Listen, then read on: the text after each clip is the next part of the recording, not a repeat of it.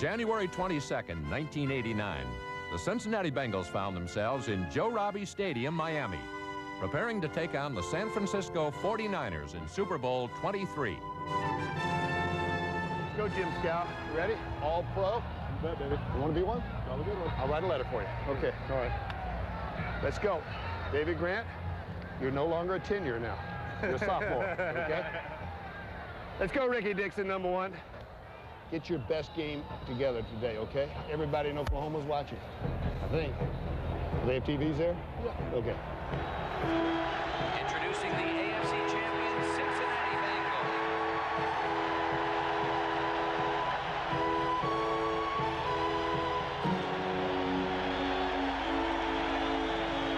Don't think about anything else but doing it starting the first play of the game. Just take your time getting ready. We got plenty of time, and then we'll take it to them.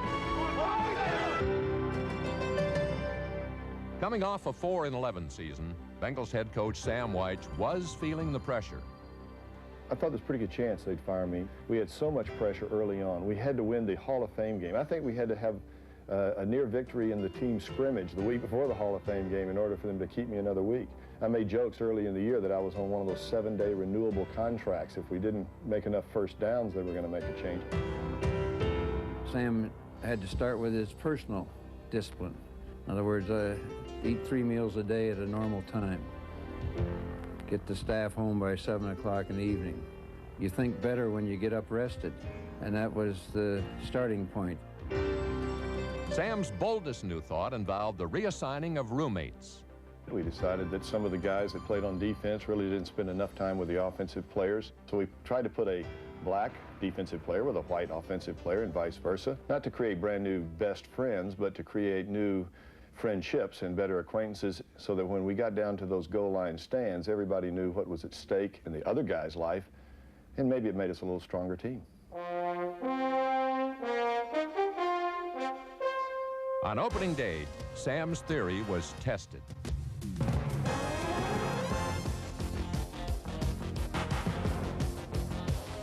Four times the Phoenix Cardinals tried to score from inside the Bengals' 10-yard line. But with the game on the line and the stadium timepiece down to its final ticks, the Bengal defense persevered. So here we are, right spot on this play. Lomax is back to throw. He's in the grass, throws it away, incomplete. And the ball game is over, and the Bengals have opened with The following week, it was the offense's turn. It's a four-man rush, steps up in the pocket, looks, fires it upfield. It is caught by McGee. He's at the 50, down to the 40, to the 30. 3 Boomer Esiason touchdown passes put big points on the board.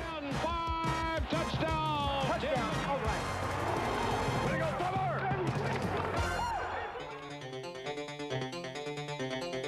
Boomer! But late in the game, with the Eagles in the lead, Boomer needed some big advice. We're calling timeout, folks. Let's think this over, bud.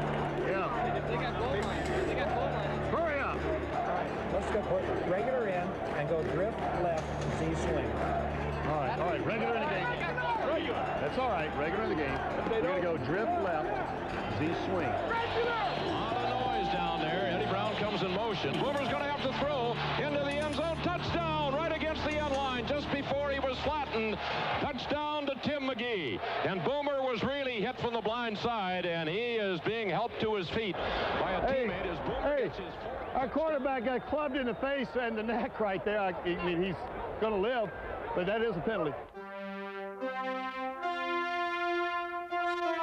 Boomer Esiason did much more than survive the 1988 season. He was the NFL's most valuable player, a man obsessed with victory. After our 4-11 season last year, I was coming back on a mission, so to speak. My sights were set on one thing and one thing only, and that was Miami, and I wouldn't be happy unless I got there.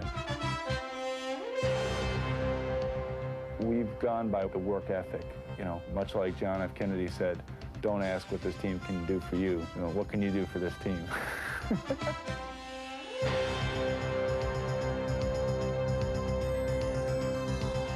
He's a star.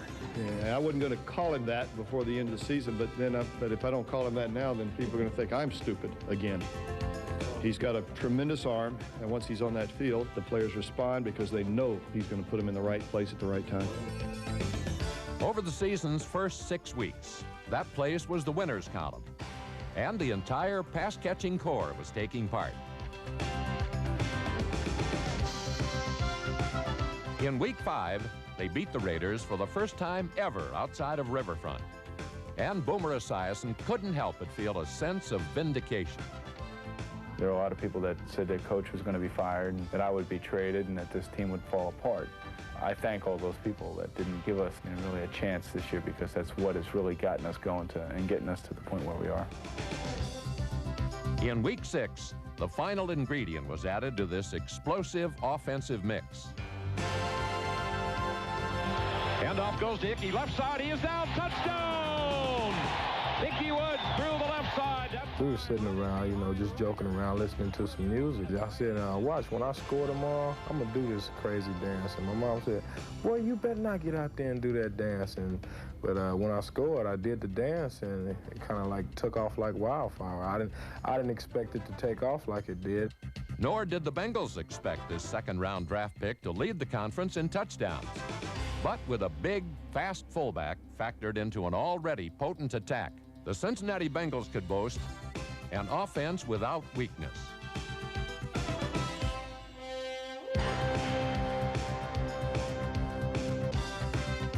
Eddie Brown goes in motion, and Esiason against a four-man rush is back to throw.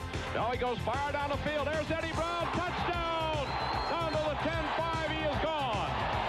Eddie Brown beat Bobby Humphrey on the far side, and the Bengals get a 60-yard touchdown pass from Boomer Esiason. It's an era of maturity that is on this football team now, especially on offense. Most of us have been together for about 5-6 years, with the exception of Ickey Woods.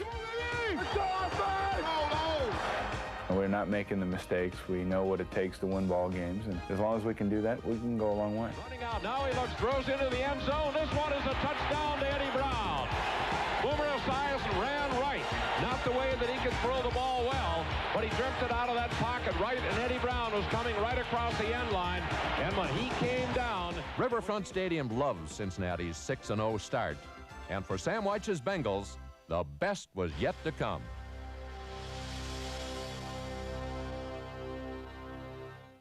Number 30, Ickey Woods.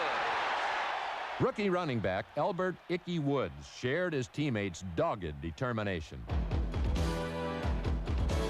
I didn't really start the first 5-6 ball games of the season, and I gradually worked my way into the lineup, and I started running hard because I had a mission really in the NFL to get up here and prove to myself that I could play at this level. I just went in there and I went crazy. I just said, oh, this is my opportunity, so I have to make the best of it. His league-leading 5.3-yard rushing average came at the expense of whoever ventured into his path. James Brooks averaged only 5.1 yards per carry, but it was good enough for a trip to the Pro Bowl. Between them, they rushed for 2,000 yards, and their 29 combined touchdowns were far and away the most by any running back tandem in football. Of course, they did get a little help from their friends. Tackle Anthony Munoz, a Pro Bowler for the 8th straight year. Center Bruce Kazerski. Tackle Joe Walder. Guard Max Montoya, a Pro Bowler for the 2nd time in his career. Guard Bruce Reimers, the 5 principals in pro football's best offensive line. Their forte was zone blocking, blowing off the ball and controlling the man in front of them, giving Bengals ball carriers a choice of options.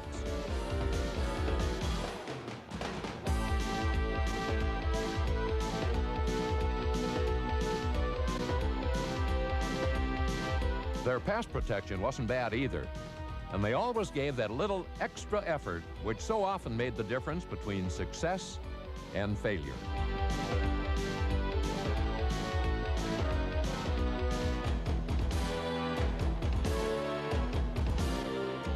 But offense was just part of this winning story. Bengals special teams also made key contributions, such as this team record 98-yard kickoff return by Stanford Jennings. The special teams honor roll included Ricky Dixon, Barney Bussey, Ed Brady, Carl Parker, Jim Riggs, punter Lee Johnson and veteran wide receiver Chris Collinsworth. The line has been many, many years since the Bengals have run one back. 98 yards by Stanford Jennings. But championships are won on defense.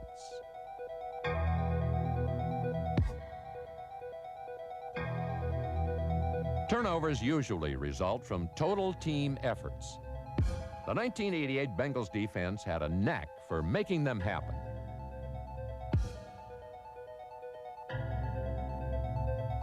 I think the one reason why the turnovers are happening is because we have a lot of people flying around now instead of having 2 or 3 people getting to the ball. When the ball's in the air, everybody in the secondary is around the football.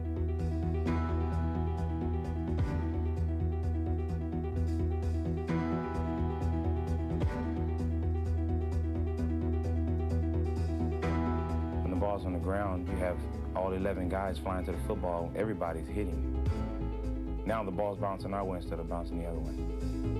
Stone out the near side. Brister goes back to throw, and he is hit and spun down. Loses the ball, and the Bengals have it. He was hit from behind, and David... The hitting began up front with nose tackle Tim Crumry, a former 10th round draft choice, who finally was voted a long overdue trip to the Pro Bowl.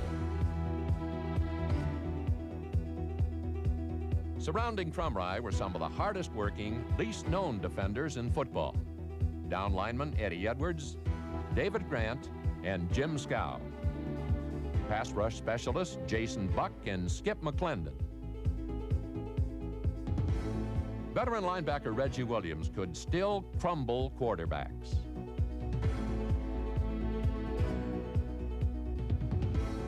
Leon White, Carl Zander, and Joe Kelly could clean up the rest.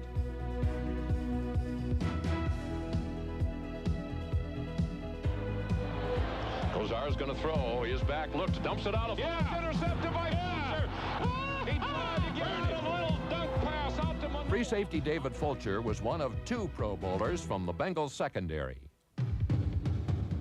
Cornerback Eric Thomas also made the grade, and together with Solomon Wilcots and Louis Billups, they were the last line of defense on a defensive unit that engineered its own magical form of mayhem. Moon with a play-action fake is back to throw. Leo Barker knocks the ball out of his hands and catches it in the air. 20-15, down 5, touchdown. He hit Boone's arm on the blitz. The ball popped up into the air, and he ran it in for a touchdown. Over the final 3 months of the regular season, 1 game each month loomed as a must-win situation for the Bengals. The first took place on October 23rd against the Houston Oilers.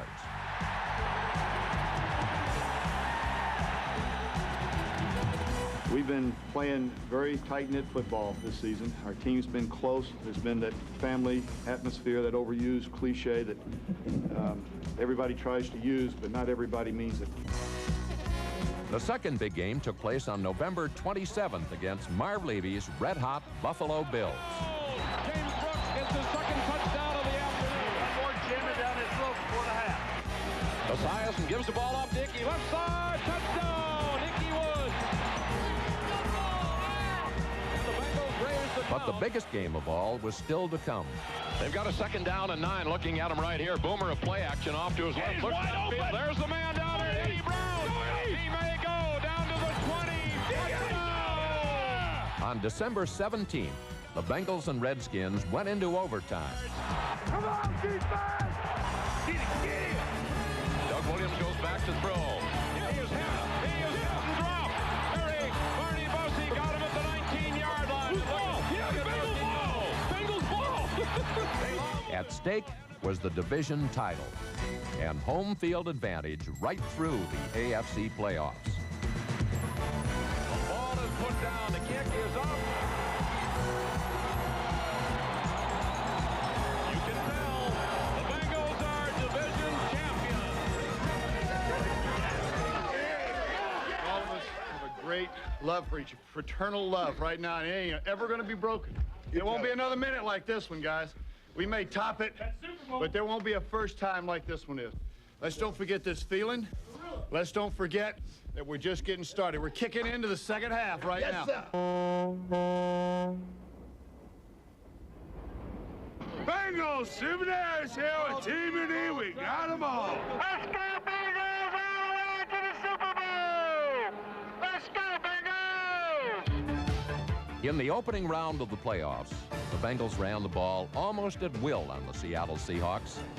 72 yards for James Brooks, 126 yards for Ickey Woods.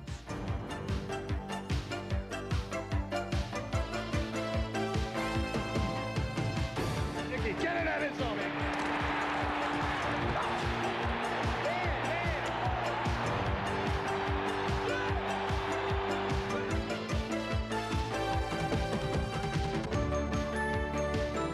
The Seattle Seahawks managed just 18 yards rushing.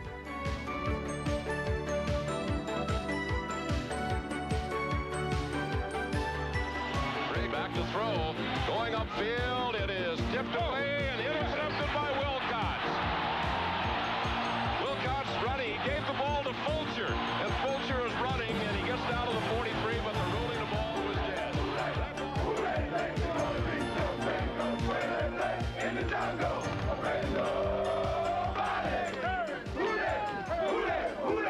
who they think is gonna beat them Bengals? Where they play in the jungle,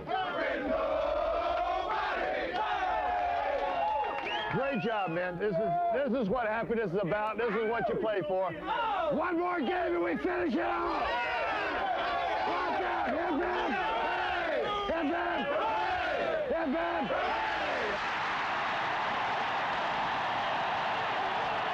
The following week, the Buffalo Bills felt the sound and fury of Cincinnati's home field advantage. You better be on, baby. Here's a man that's on. Yeah, come on, let's go.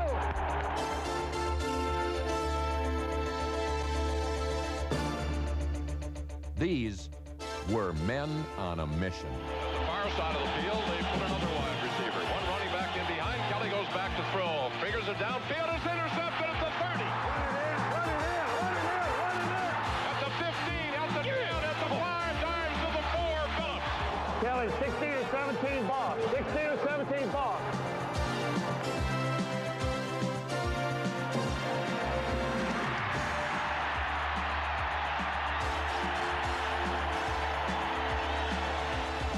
They're going to be ready. We'll go 77 halfback circle. Score your touchdown. Come on, Boom Boom, let's go. Play action fake. Boomer back to throw. Looks in the end zone. Lobs it off in a flat. Touchdown! What a fine fake by Boomer. And Brooks just caught that rainbow over the left corner. Good job, Jimmy Brooks. That's the way to play big-time ball, baby.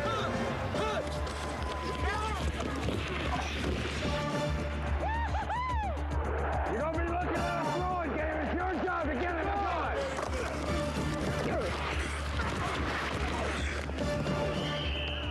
Way to go, D-line!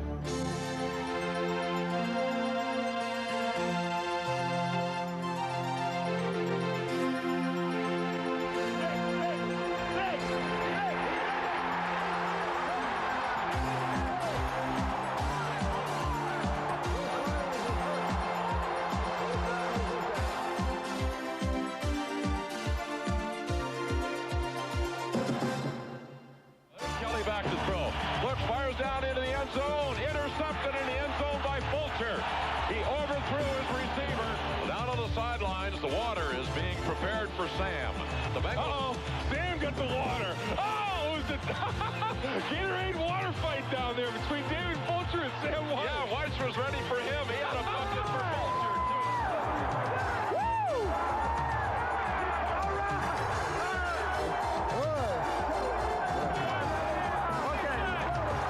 Great job!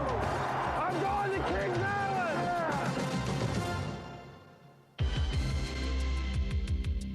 But before Kings Island, there was one more score to settle. Short, so the wind must be blowing up that way. And it'll come down to Jennings at the 7. Up to the 10, to the 15, to the 20. Break go! Go, Sam! Go, Sam! Go! He is going down to the 20.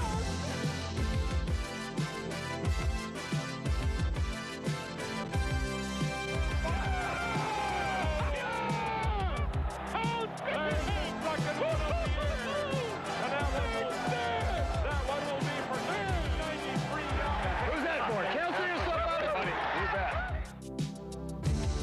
But on this day, Bengals' joy was tempered by unexpected hardships, not to mention missed opportunities.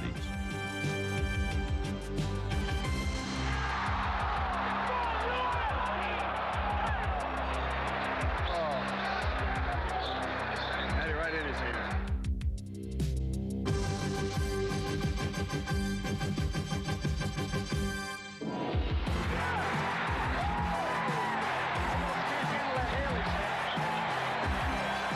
Jim Breach's third field goal gave the Bengals a fourth-quarter lead.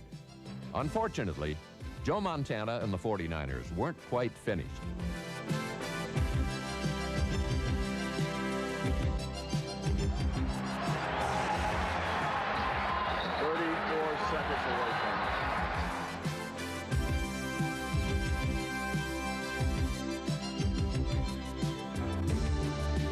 Bill Walsh's team ruled the day.